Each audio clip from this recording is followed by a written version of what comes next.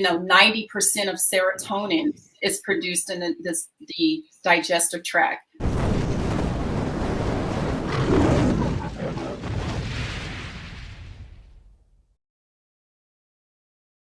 Because the digestive system has a direct interface with our environment. And so it's really important that we start there, given that 70 to 80% of our immune system is in the digestive tract. And, 90% of serotonin is produced in the digestive tract. Oh, wow. Pause. Dr. Reynolds, can you pause right there and repeat what you said? How much a percentage of serotonin is produced in the colon, you said? 90%. What was the number? 90%. I still didn't hear the number. 90%? And we have all these mental health issues for low serotonin levels in our brain, causing depression, anxiety, and a host of other mental health issues. And it's all can be resolved we can get 90% of what we need from our colon. Wow, that's powerful. I would love documentation on that. I also want to mention this too.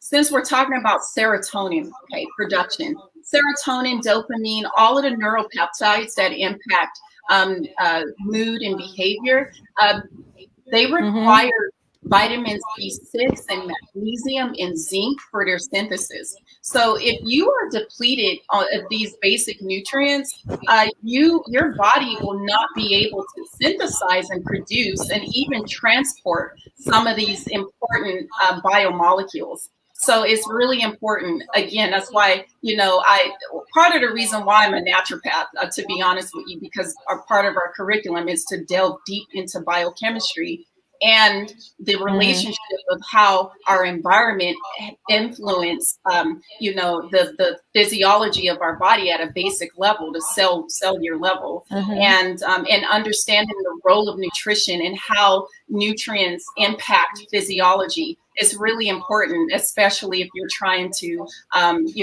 help with chronic disease and prevent and increase longevity. So. And systems biology approach is I'm looking at the digestive system and how that impacts the nervous system, and how the digestive system impacts the immune system, and how the digestive system impacts the cardiovascular system. All of these systems God created to be connected. Not, if you have you have dyslipidemia or high cholesterol, you give them a statin and just ignore everything else that's going on with the person. You have to address what's happening in other organ systems, and because they all work in concert with one another. And so with the digestive system, that's an area of focus. Many doctors now know it's really important to address what's happening in the digestive system.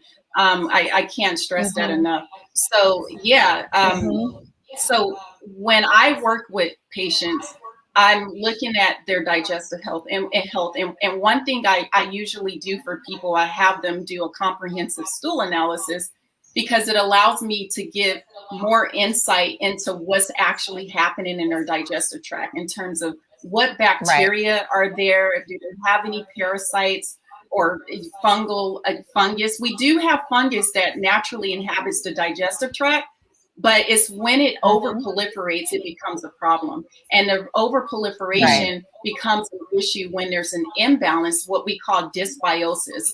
An imbalance in those organisms in the digestive tract. We have commensal bacteria such as lactobacilli and bifidobacterium.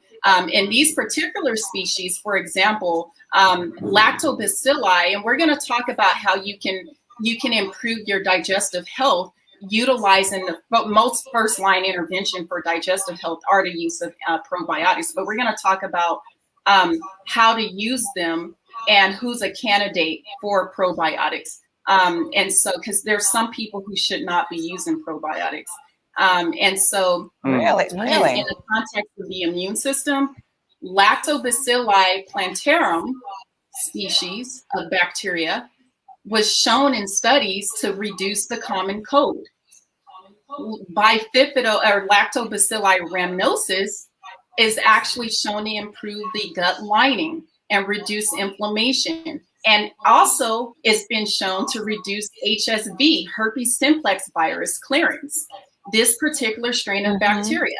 So we know that Mm-hmm. you can even target the types of bacteria and utilize them as tools for targeting certain conditions. And there are certain strains of bacteria like bifidobacterium been shown to increase natural killer cell activity in elderly populations. So if you're one of those, if you're, fall in that population, then you might be a terrific candidate for a probiotic.